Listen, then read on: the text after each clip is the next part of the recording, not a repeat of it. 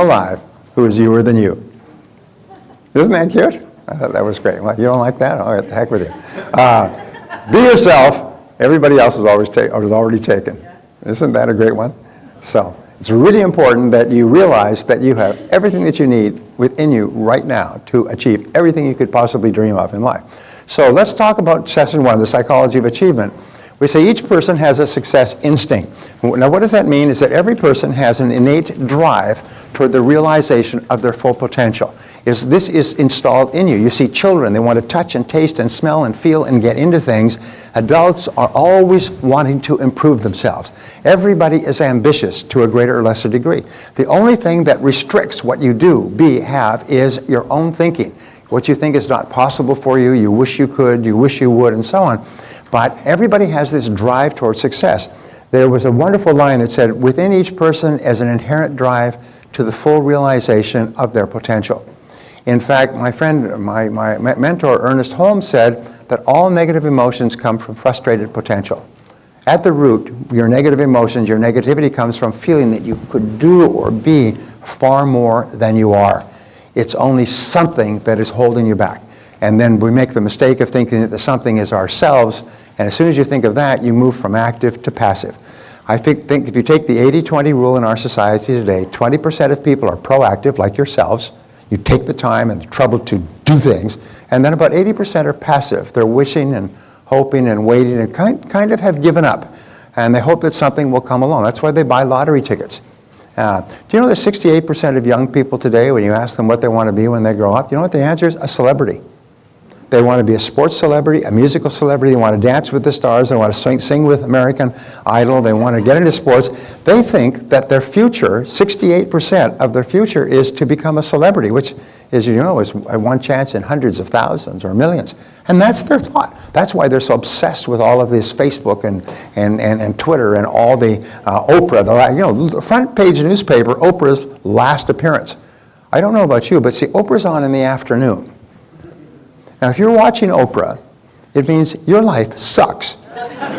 You don't have a life. So all the people watching Oprah are people who are at home in the afternoon, who got nothing going, and it's front page. You know, the Oprah, God bless her, Oprah could come and go, and Oprah could be on the front page of every newspaper for 50 years and have zero effect on your life.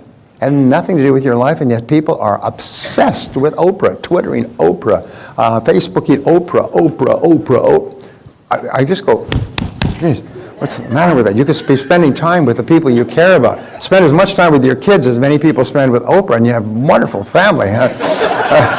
Anyway, so each person has a success instinct. There are 7 ingredients of success. When I started talking about success, people said, well, how do you define success? How do you define success? And there's an old saying, before you do something, you have to do something else first. So before we start talking about becoming more successful, we have to talk about is what is success. So number 1 ingredient of success is peace of mind. Peace of mind occurs naturally in the absence of fear and negative emotions. If you look at all spiritual doctrines, all religion, all meditation, all philosophy, all great thought, and all of history, it is to bring people to the point of thinking where they enjoy complete peace of mind. The rule is that if you set peace of mind as your highest goal, you'll probably never make another mistake. If you set peace of mind as your highest goal, everything else will fall into place. And if you achieve everything else in the world, but you do not achieve your own peace of mind, you will consider yourself a failure. You'll be unhappy, you'll be frustrated, you'll be irritated, you'll be angry, and so on. So peace of mind is the critical thing. And so you have to keep asking yourself, what are the things that occur that give me peace of mind? When do I enjoy the highest level of peace of mind? And when you have no fear and no negative emotions, your mind is like a vacuum. What flows in is complete peace. When you have solved all your problems, when everything is fine, you just feel completely at peace. And those are what are called the peak experiences of your life. Those are when you are the happiest of all. And this is not something that occurs accidentally. You walk along and you trip over some peace of mind and pick it up and put it in your pocket. You have to deliberately design your life so that you feel a great sense of peace. And of course, an extension of that is happiness. Aristotle said the ultimate aim of all human behavior is to be happy, just to achieve your own happiness. When I read Ayn Rand's material many years ago, she said the ultimate measure of how well you're doing as a human being is how genuinely happy you are. And if you can accomplish everything else in the world, but you're not a happy person and you don't enjoy inner peace, well, then to that degree you fail. And you read these stories of people who are extremely successful, make an enormous amount of money, they snort coke, they drink themselves into oblivion, they go on tours around the country, like Charlie Sheen, and then some of them go home and shoot themselves. And they've got all this money and all this fame and all this glory, but they have no sense of inner peace. So that's where we start. The second ingredient of success is health and energy. It means, with health and energy, it means that you have abundant health and just a non-stop flow of energy. The energy just flows. By the way, I've designed this workbook so that you're going to have to pay attention. Because if you don't pay attention, you're going to miss all the key points. And I've written it out, so all you have to do is put in a word or two. But it's very important. So health and energy is important. It means you have a boundless amount of health. And the true measure of health is how much energy you have. You get up in the morning and you feel energetic, you feel happy. And when you're really happy and excited about your life, you tend to have a boundless flow of energy. And of course, today, it's possible for us to live longer and live better than has ever been possible in all of human history. And our job is to take advantage of that. No matter what they say about our health system, it's still the best health system in the world, bar none. Nobody ever goes from the United States to some other country for health care unless they want to go to Mexico and get some of those bogus cancer drugs, which promptly kill them. Nobody has ever been cured by one of those non-traditional, out of the country, somewhere in Africa or Mexico cures. All the best health care is right here in the U.S. And so our job is to take advantage of it. Now the third is loving relationships. This is really the most important of all. If you have inner peace and you have good health, then your loving relationship are terribly important. 85% of the success you enjoy in life will be determined by how well you get along with other people. If you are having problems with other people, that will immediately interfere with your peace of mind and will very quickly interfere with your health. Most illnesses today are psychosomatic in origin. Psycho, the mind, makes soma, the body, ill. And why is it? It's because of anger and frustration and problems, almost always with people. About 85% of our problems come with hair on top and talk back. The fourth ingredient of success is, you measure a loving relationship by how much you laugh with the other person. How much you laugh. And this is really the critical measure of the health of a person. A person can't say, well, I don't laugh very much, but I'm really healthy. No, sir, you have a lot of problems. Because human beings are the only creatures in the world that laugh. Did you know that? Is they actually laugh, and they laugh spontaneously. And the laughter comes from inside. It comes from the soul. It comes from the heart. It comes from everything in the outer world being fine. And so the more you laugh, the healthier you are. Do you remember Norman Cousins, who became grievously, grievously ill as a result of inhaling terrible, terrible diesel fumes in a Moscow hotel? And he came back, and they said he's going to die. His whole body was just falling to pieces. And so he moved out of the hospital to a hotel room near the hospital so he could get treatment. And then he had his wife bring in a whole bunch of videos with comedies on them. Comedy skits, Groucho Marx, those brothers, pardon? Yeah, and what he did is he just started watching comedies and laughing. And he laughed his way back to health. And he wrote the book called Love, Medicine, and Miracles. He said the most amazing thing is the more you laugh, the healthier your body was, the stronger the immune system became. The illness that was cursed him to die went away. And he spent the rest of his life just talking and teaching people how important it is to be happy and healthy and optimistic and to laugh a lot. When you laugh a lot, it triggers all kinds of functions in your body, all of which are good. You come out of a funny movie or a laughter conversation with somebody and just can feel happy all over. So laughter is how you can tell if a relationship is going well. Financial freedom is a real big issue today. Financial freedom means that you don't worry about money. Worries about money, by the way, are the number one reason for marital breakdown. Worries, disagreements, arguments over money. So if you have problems with money, they affect your relationship. If you have problems with your relationship, they affect your health. If you have problems with your health, it affects your peace of mind. And money is a major issue. We've been living through the most affluent country in the most affluent time in all of human history for the last 50 years. We've grown up in a level of affluence that is unimaginable for 95% of the world.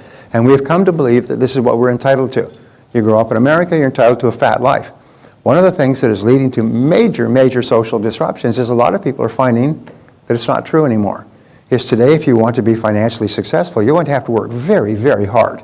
You're going to have to get up early and hit it hard and work all day and work into the evenings. You're going to have to work 6 days a week. There's no wealthy people who work 5 days a week. Zero, nada, nicht, rien de choses. None. There's no successful people who work 5 days a week. Because if you work 5 days a week, you actually only work about 4, and you start late, you leave early, and you waste time all day long. Successful people work long days and they work into the weekends. However, they're doing something they enjoy, and they're doing something they get tremendous satisfaction from because they're making progress, and as a result, it's really not work.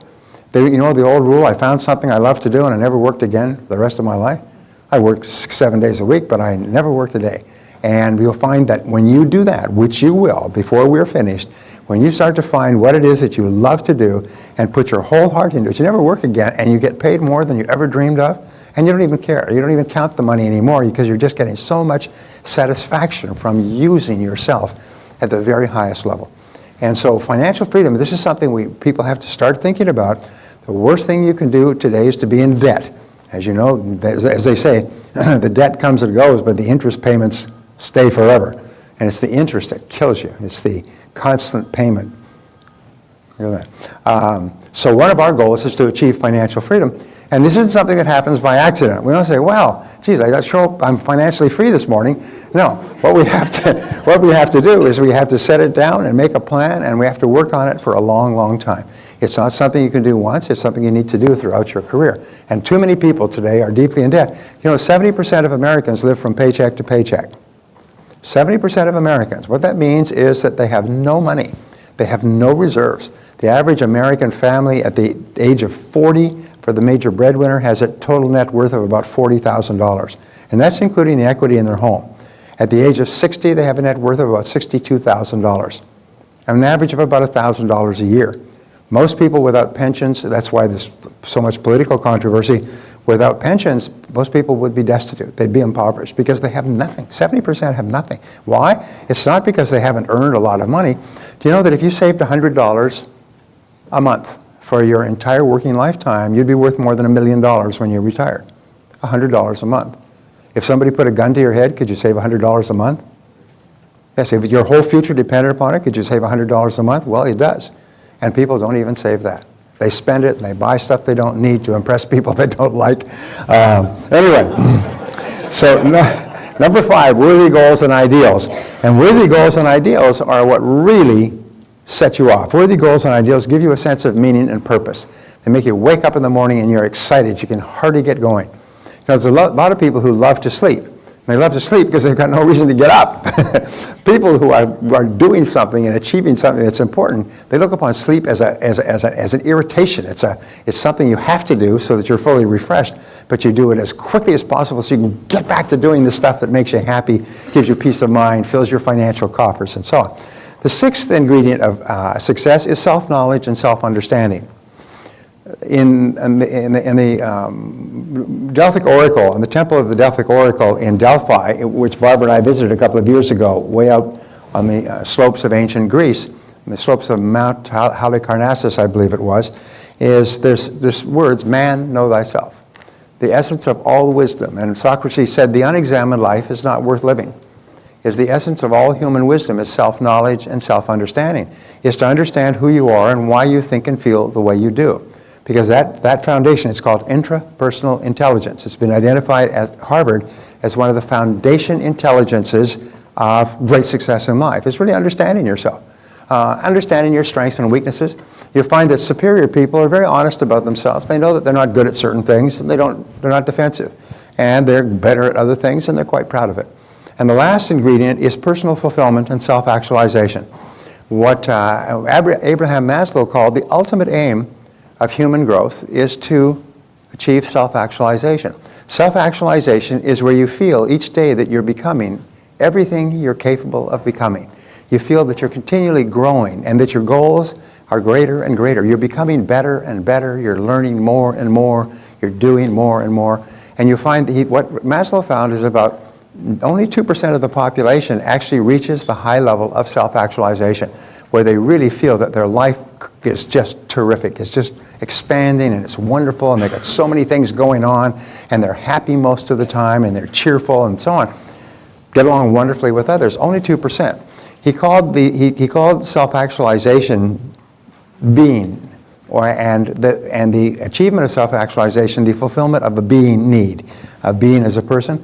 He said the 98% of the population are plagued by what he called deficiency needs. Is they're constantly compensating for their inner deficiencies and their worries and their doubts and their fears and their past experiences and so on. Only 2% reach self-actualization. Before we're finished, we'll all be at that 2%, where the deficiency needs just drop off like the first stage of a rocket out of Cape Canaveral and are gone, and then you just have the command module. So what I'd like you to do now is I'd like to take, and let me finish the last one. We say the key to success is, first of all, understanding. And understanding is, is understanding yourself and understanding your world. And that takes some time, it takes some study. And the second is effort, is you have to work. You have to be willing to make the efforts necessary. When I began to study Ouspensky and Gurdjieff many years ago, they called it the work. And there's always work that you have to do. If you want to become physically fit, if you want to lose weight, there's a lot of work that you have to do. And unfortunately, most people, the bottom 80% of people, are lazy. Actually, there are three types of lazy. They're lazy, very lazy, and bone lazy. And one of the greatest problems we have in our society today is lazy people who want the rewards that hardworking people get. And they call the lazy people the average person. They call successful people the millionaires and billionaires, the millionaires and billionaires, the millionaires and billionaires, without realizing that all of those people started with nothing. Many of them were poor, many of them were immigrants, and they worked 20 to 30 years to become financially successful, and they say, well, these people should just be made to share this wealth that just fell in their hands. I mean, like there was a politician who ran for the presidency some years ago, and he said, those who have been lucky at the gaming tables of life should be forced to share their winnings with those who have not been as fortunate. That's the mindset. In other words, if you're successful, just luck. So therefore, you don't really deserve it, so it should be taken from you and given to others. The fact is that it takes tremendous effort for you and I to achieve any kind of success. But wonderfully enough, that you can shortcut the efforts, which we'll learn how to do today. So I want you to give yourself an exam here, and give yourself grades on in this exercise, page 5, and just give yourself a grade on a scale of 1 to 10 in each of these areas. And just be honest with yourself. This is not for you to share with anybody unless you want to share it. But question number 1, on a scale of 1 to 10, how much do you agree with, I am completely free from fear, stress, anxiety, want, and other negative emotions? Give yourself a grade of 1 to 10. Interestingly, in a 1 to 10 scaling, which you can use for the rest of your life, your answer is always intuitive, instant, and accurate. Whenever you have a 1 to 10, how'd you like that movie, scale of 1 to 10? 7. I mean, it's bang, it's instantaneous.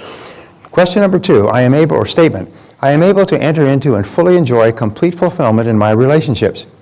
Give yourself a grade, 1 to 10, on how much you agree with that. I enjoy vibrant health and endless energy. So that's, and 10 would be the highest. From always sick and overly fatigued to vibrantly healthy and energetic. Number 4, I am completely free of money worries. Ooh, sorry about that. Give yourself a grade on that one. Number 5, I have clear goals and ideals that give purpose to my life. That's a great question. 1 is a totally undirected, and 10 is a very, very clear purpose. Number 6, I completely understand myself and why I do the things I do.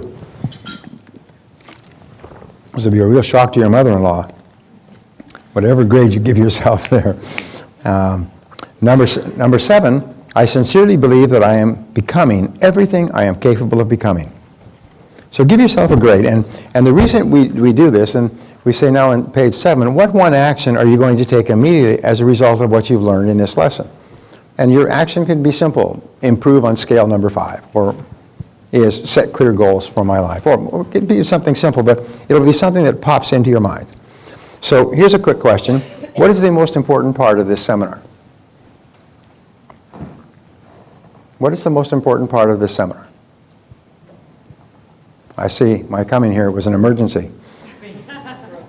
The answer is what you do afterwards. It's the actions that you take. One of the differences between successes and failures is successful people are intensely action-oriented, and failures are talk-oriented. Talk, talk, talk, talk, talk, talk, talk. But successful people are action-oriented. They get an idea and they take action on it. And they immediately get feedback, which enables them to correct and take more action. So whenever you come to a place like this in the workbooks where it says what one action are you going to take, just jot down the first thing that comes to mind. And then we can accumulate those later, and you'll end up with a whole series of actions that you can take when